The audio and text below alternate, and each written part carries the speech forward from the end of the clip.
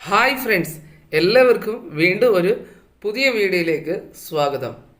Central ഗവൺമെൻറ്റിൻ്റെ broadcast engineering consultant India limited എന്ന സ്ഥാപനത്തിലെ ജോബ് വേക്കൻസി ഡീറ്റെയിൽസ് ആണ് ഈ വീഡിയോയിൽ വിശദീകരിക്കുന്നത്. ഇതുപോലുള്ള സെൻട്രൽ ഗവൺമെൻറ്റിൻ്റെയും കേരള സർക്കാരിൻ്റെയും ജോലികളെക്കുറിച്ച് നിങ്ങൾക്ക് അറിയുവാൻ ഈ ചാനൽ സബ്സ്ക്രൈബ് ചെയ്യുക, താഴെ കാണുന്ന ബെൽ ഐക്കൺ ക്ലിക്ക് ചെയ്യുക.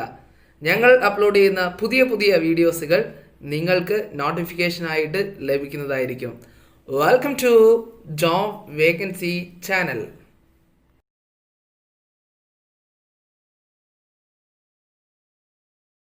കേന്ദ്ര സർക്കാരിൻ്റെ broadcast engineering consultant India limited എന്ന സ്ഥാപനത്തിലേക്ക് ഏതൊക്കെ തസ്തികയിലേക്കാണ് വേക്കൻസി ഉള്ളതെന്ന് നോക്കാം.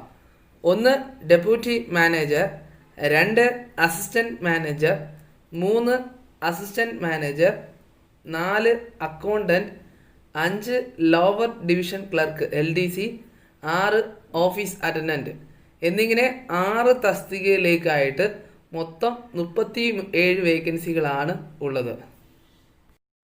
ഈ ജോലി ലഭിക്കുന്നവർക്ക് മാസത്തിൽ ലഭിക്കുന്ന ശമ്പളം 15,418 രൂപ മുതൽ 35,000 രൂപ വരെ മാസത്തിൽ ശമ്പളമായിട്ട് ലഭിക്കുന്നതാണ്. ഈ ജോലിക്ക് വേണ്ടി അപേക്ഷിക്കേണ്ടത് ഓൺലൈൻ വഴിയായിട്ടാണ് ഈ ജോലിക്ക് വേണ്ടി അപേക്ഷിക്കേണ്ടത്. അതുപോലെ തന്നെ അപേക്ഷിക്കുന്നവർക്കുള്ള പ്രായപരിധി പറഞ്ഞിരിക്കുന്നത് ഡെപ്യൂട്ടി മാനേജർ ആണെങ്കിൽ 40 വയസ്സ് മുതൽ 45 വയസ്സ് വരെ ഉള്ളവർക്ക് ആ തസ്തികയിലേക്ക് അപേക്ഷിക്കാം. അസിസ്റ്റൻറ്റ് മാനേജറിലേക്ക് ഉള്ള തസ്തികയ്ക്ക് 30 വയസ്സ് മുതൽ 40 വയസ്സ് വരെ ഉള്ളവർക്ക് എന്ത് ചെയ്യാം, അപേക്ഷിക്കാം. അക്കൗണ്ടൻറ്റ് തസ്തികയിലേക്കും 30 വയസ്സ് മുതൽ 40 വയസ്സുള്ളവർക്ക് അപേക്ഷിക്കാം. LDC ആ തസ്തികയിലേക്കും ഓഫീസ് അറ്റൻഡൻറ്റിലേക്കും 25 വയസ്സിൽ താഴെയുള്ളവർക്ക് എന്ത് ചെയ്യാം, ഈ തസ്തികയിലേക്ക് അപേക്ഷിക്കാവുന്നതാണ്. ഈ തസ്തികയിലേക്ക് അപേക്ഷിക്കുന്നവർക്കുള്ള ക്വാളിഫിക്കേഷൻ എന്തൊക്കെയായിരിക്കണം എന്നതിനെക്കുറിച്ച് പറയാം. 1ാമത്തെ തസ്തികയായ ഡെപ്യൂട്ടി മാനേജർ, ഈ തസ്തികയിലേക്ക് അപേക്ഷിക്കുന്നവർക്കുള്ള ക്വാളിഫിക്കേഷൻ ഡിഗ്രി ഇൻ കൊമേഴ്സിൽ ഡിഗ്രി ഉണ്ടായിരിക്കണം. അതുപോലെ തന്നെ ഈ ഫീൽഡിനെ കുറിച്ചുള്ള 7 വർഷത്തെ എക്സ്പീരിയൻസ് ഉണ്ടായിരിക്കണം. അങ്ങനെയുള്ളവർക്ക് എന്ത് ചെയ്യാം, ഈ പറഞ്ഞ ഡെപ്യൂട്ടി മാനേജർ എന്ന തസ്തികയിലേക്ക് അപേക്ഷിക്കാവുന്നതാണ്. 2ാമത്തെ തസ്തിക എന്ന് പറയുന്നത് അസിസ്റ്റൻറ്റ് മാനേജർ. ഇതിലേക്ക് അപേക്ഷിക്കുന്നവർക്കുള്ള ക്വാളിഫിക്കേഷൻ BCom ഡിഗ്രി ആണ് ഉണ്ടായിരിക്കേണ്ടത്. ഈ BCom ഡിഗ്രി 2nd ക്ലാസ്സോടെ പാസ്സായിരിക്കണം. എന്നിട്ട് ഈ അസിസ്റ്റൻറ്റ് മാനേജർ ഫീൽഡിലേക്കുള്ള 7 വർഷത്തെ എക്സ്പീരിയൻസ് ഉണ്ടായിരിക്കണം. അങ്ങനെയുള്ളവർക്ക് ഈ അസിസ്റ്റൻറ്റ് മാനേജർ എന്ന തസ്തികയിലേക്ക് അപേക്ഷിക്കാൻ പറ്റുകയുള്ളൂ. 3ാമത്തെ തസ്തികയും അസിസ്റ്റൻറ്റ് മാനേജ്മെൻറ്റ് തസ്തികയാണ്. അതിനും വേണ്ടുന്ന ക്വാളിഫിക്കേഷൻ ഗ്രാജുവേറ്റ് ഡിഗ്രി ഉണ്ടായിരിക്കണം. അതുപോലെ തന്നെ 5 വർഷത്തെ എക്സ്പീരിയൻസ് ഉണ്ടായിരിക്കണം ഈ ഫീൽഡിനെ കുറിച്ചുള്ള. അങ്ങനെയുള്ളവർക്ക് എന്ത് ചെയ്യുക, ഈ 3ാമത്തെ അസിസ്റ്റൻറ്റ് മാനേജർ എന്ന തസ്തികയിലേക്ക് അപേക്ഷിക്കാവുന്നതാണ്. 4ാമത്തെ തസ്തിക എന്ന് പറയുന്നത് അക്കൗണ്ടൻ്റ് ആണ്. അത് MCom പാസ്സായിരിക്കണം. അതുപോലെ തന്നെ ഈ അക്കൗണ്ടിനെ കുറിച്ചുള്ള 2 വർഷത്തെ എക്സ്പീരിയൻസ്, നല്ലപോലുള്ള എക്സ്പീരിയൻസ് അറിഞ്ഞിരിക്കണം. അങ്ങനെയുള്ളവർക്ക് എന്ത് ചെയ്യാം, അക്കൗണ്ടൻറ്റ് തസ്തികയിലേക്ക് അപേക്ഷിക്കാവുന്നതാണ്. അടുത്ത് 5ാമത്തെ തസ്തിക എന്ന് പറയുന്നത് ലോവർ ഡിവിഷൻ ക്ലർക്ക് LDC. അതിലേക്ക് അപേക്ഷിക്കുന്നവർക്കുള്ള ക്വാളിഫിക്കേഷൻ പറഞ്ഞിരിക്കുന്നത് ഗ്രാജുവേറ്റ് ഡിഗ്രി ആയിരിക്കണം. ഏതെങ്കിലും സബ്ജക്റ്റിൽ ഗ്രാജുവേറ്റ് ഡിഗ്രി ഉണ്ടെങ്കിലും അപേക്ഷിക്കാം. അതിനോടൊപ്പം തന്നെ അവർ 6 മാസത്തെ കമ്പ്യൂട്ടർ കോഴ്സ് പഠിച്ചിരിക്കണം. ഡിപ്ലോമ ആയിട്ടുള്ളതോ അല്ലെങ്കിൽ ഏതെങ്കിലും ഇൻസ്റ്റിറ്റ്യൂട്ടിൽ അവർ പഠിച്ചിട്ടുള്ള കമ്പ്യൂട്ടർ കോഴ്സ് അവർ പഠിച്ചിട്ടുണ്ടെങ്കിൽ എന്ത് ചെയ്യാം, ഈ പറഞ്ഞ ലോവർ ഡിവിഷൻ ക്ലർക്ക് എന്ന തസ്തികയിലേക്ക് അപേക്ഷിക്കാവുന്നതാണ്. 6ാമത്തെ തസ്തിക എന്ന് പറയുന്നത് ഓഫീസ് അറ്റൻഡൻറ്റ്. ഈ തസ്തികയിലേക്ക് അപേക്ഷിക്കുന്നവർക്കുള്ള ക്വാളിഫിക്കേഷൻ പറഞ്ഞിരിക്കുന്നത് മിഡിൽ പാസ്സാണ്. അതായത് ഏകദേശം 12ാം ക്ലാസ് യോഗ്യതയുള്ളവർക്ക് എന്ത് ചെയ്യാം, ഈ തസ്തികയിലേക്ക് അപേക്ഷിക്കാം. പക്ഷേ അപേക്ഷിക്കുന്നവർക്ക് ഈ ലോക്കൽ ലാംഗ്വേജ് ആയ ഹിന്ദി അറിഞ്ഞിരിക്കണം. അതുപോലെ തന്നെ ഇംഗ്ലീഷും കുറച്ച് നല്ലപോലുള്ള ലാംഗ്വേജ് അറിഞ്ഞിരിക്കണം. അങ്ങനെയുള്ളവർക്ക് എന്ത് ചെയ്യാം, ഈ പറഞ്ഞ ഓഫീസ് അറ്റൻഡൻറ്റ് എന്ന തസ്തികയിലേക്ക് അപേക്ഷിക്കാവുന്നതാണ്. ഇത് ഓൾ ഓവർ ഇന്ത്യ വേക്കൻസി ആണ് വന്നിരിക്കുന്നത്. എങ്കിലും ഈ തസ്തികയിലേക്ക് അപേക്ഷിക്കുന്നവർക്ക് ഏത് സ്ഥലത്ത് ജോലി ലഭിക്കും എന്നതിനെക്കുറിച്ച് അവർ പറഞ്ഞിട്ടുണ്ട്. ഏത് സ്ഥലത്താണ് നിങ്ങൾക്ക് ജോലി ലഭിക്കുകയാണെങ്കിൽ പോസ്റ്റിംഗ് ലഭിക്കുന്നത്. ഡെപ്യൂട്ടി മാനേജർ ആണെങ്കിൽ അവർക്ക് ന്യൂഡൽഹിയിലായിരിക്കും. അസിസ്റ്റൻറ്റ് മാനേജറും എല്ലാം ന്യൂഡൽഹിയിലായിരിക്കും. അക്കൗണ്ടന്റ് തസ്തികയിലേക്കുള്ളവർക്ക് അവർ ഡൽഹിയിൽ, നാഗ്പൂർ, പൂനെ, മുംബൈ, ചെന്നൈയിൽ ഒഴിവ് വന്നിട്ടുണ്ട്, കൊൽക്കത്ത ഒഴിവ് വന്നിട്ടുണ്ട്, ഭോപ്പാൽ, രാജ്പൂർ, കൊച്ചിയിലും, നമ്മുടെ കേരളത്തിൽ കൊച്ചിയിലും ഒഴിവ് വന്നിട്ടുണ്ട്. അതിൻ്റെ അടുത്ത സംസ്ഥാനമായ നമ്മുടെ ചെന്നൈയിൽ, തമിഴ്നാട് ആ ഭാഗത്ത് ഒഴിവുണ്ട്. അപ്പോൾ അവിടെ ഇങ്ങനെ അക്കൗണ്ട് തസ്തികയിലേക്ക് കുറേ സ്ഥലങ്ങളിൽ ഒഴിവിട്ടിട്ടുണ്ട്. അതുപോലെ തന്നെ ലോവർ ഡിവിഷൻ ക്ലർക്ക് ആണെങ്കിൽ അത് ഡൽഹി, ഹൈദരാബാദ്, ഡെറാഡൂൺ അങ്ങനെയുള്ള സ്ഥലങ്ങളിലാണ് ഒഴിവ് കിടക്കുന്നത്. ഓഫീസ് അറ്റൻഡൻറ്റ് ഡൽഹി അങ്ങനെയുള്ള സ്ഥലങ്ങളിലാണ് ഒഴിവ് കിടക്കുന്നത്. അപ്പോൾ കേരളത്തിൻ്റെ പുറത്ത് ജോലി ആഗ്രഹിക്കുന്നവർക്കും അപേക്ഷിക്കാം. കേരളത്തിലാണെങ്കിൽ ഒഴിവ് കുറവാണ്, കൊച്ചിയിൽ മാത്രമേ ഒഴിവ് വന്നിട്ടുണ്ട്.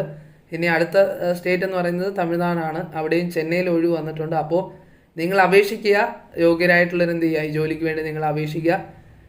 ജോലി ലഭിക്കുകയാണെങ്കിൽ മാക്സിമം ഇത് നിങ്ങളുടെ ജീവിതത്തിൽ പ്രയോജനപ്പെടുത്തുക. നല്ലൊരു ശമ്പളമുണ്ട്, കേന്ദ്ര സർക്കാരിൻ്റെ ജോലിയാണ്. അതുകൊണ്ട് മാക്സിമം നിങ്ങളുടെ ജീവിതത്തിൽ എന്ത് ചെയ്യുക, ഈ ജോലി എന്ത് ചെയ്യുക, പ്രയോജനപ്പെടുത്തുക. ഈ ജോലിക്ക് വേണ്ടി അപേക്ഷിക്കേണ്ടവർക്ക് ചെറിയൊരു ഫീസ് അടയ്ക്കേണ്ടതായിട്ടുണ്ട്. ജനറൽ കാറ്റഗറിയും OBC കാറ്റഗറി, അതുപോലെ EX സർവീസ്മാൻ, അതായത് വുമൺസ് എന്നീ വിഭാഗക്കാർക്ക് 750 രൂപയാണ് ഫീസ് അടയ്ക്കേണ്ടത്. ഇനി അവർക്ക് എക്സ്ട്രാ അഡീഷണൽ പോസ്റ്റിൽ അപേക്ഷിക്കണം ആഗ്രഹമുണ്ടെങ്കിൽ 500 രൂപ എക്സ്ട്രാ ഫീസായിട്ട് അടയ്ക്കണം. ഇപ്പോൾ ഒരു തസ്തികയിലെ 2 തസ്തികയിലൊക്കെ അപേക്ഷിക്കുന്നവരുണ്ടെങ്കിൽ അവർക്ക് എന്ത് ചെയ്യാം, 500 രൂപ കൂടെ എക്സ്ട്രാ ഫീസ് അടയ്ക്കേണ്ടതായിട്ടുണ്ട്. SC ST വിഭാഗക്കാർക്ക് 450 രൂപയാണ് ഫീസ്.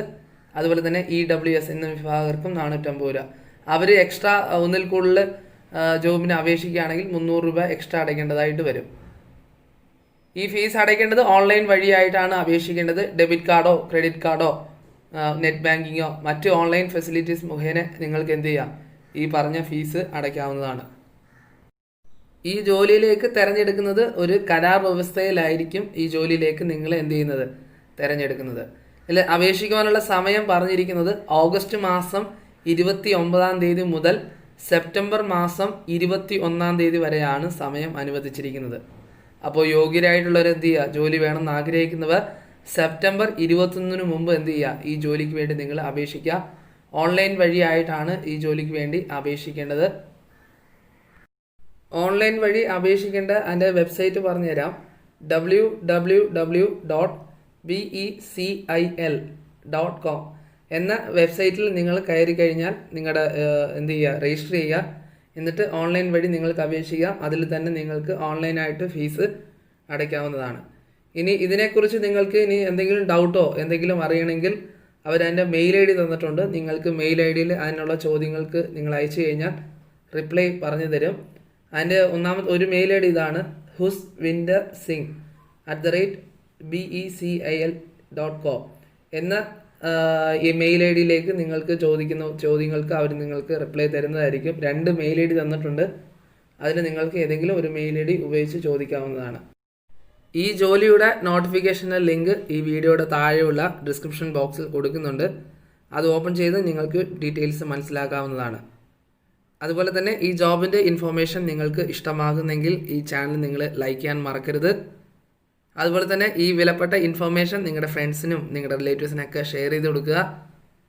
സർക്കാർ ജോലി ആഗ്രഹിക്കുന്നവർക്ക്, കേന്ദ്ര സർക്കാരോ കേരള സർക്കാർ ജോലി ആഗ്രഹിക്കുന്നവർക്ക് ഇത് വളരെ ഗുണകരമായി തീരും. അതുപോലെ തന്നെ കേന്ദ്ര സർക്കാരിൻ്റെയും കേരള സർക്കാരിൻ്റെയും പുതിയ ജോബിനെക്കുറിച്ച് നിങ്ങൾക്ക് അറിയുവാൻ ആഗ്രഹമുണ്ടെങ്കിൽ ഈ ചാനൽ നിങ്ങൾ സബ്സ്ക്രൈബ് ചെയ്യുക. താഴെ കാണുന്ന ബെല്ലൈക്കൺ ക്ലിക്ക് ചെയ്യുക.